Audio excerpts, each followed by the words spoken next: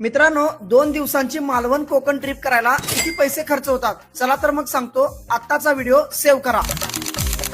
पहाटेचा प्रवास सुरू करा. आजरा आंबोली मार्गे मालवणला. वाटेमध्ये सकाळचा चहा नाश्ता करा आणि डायरेक्ट या.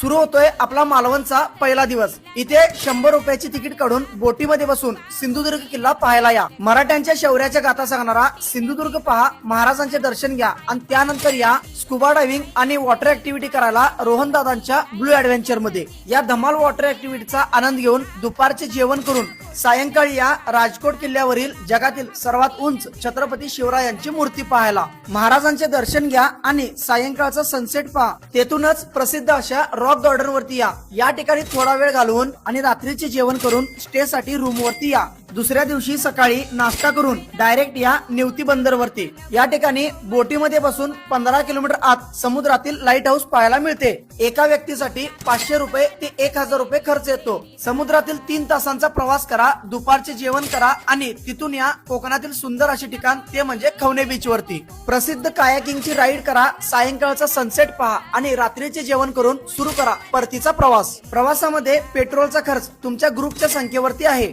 आम्ही 5 मित्रांनी कोकण ट्रिप एवढ्या पैशामध्ये अविस्मरणीय अशी केली. तुम्हीही कोकण ट्रिपचा प्लॅन करत असाल तर आत्ताच ही रील सेव्ह करा आणि जवळच्या मित्राला शेअर करा.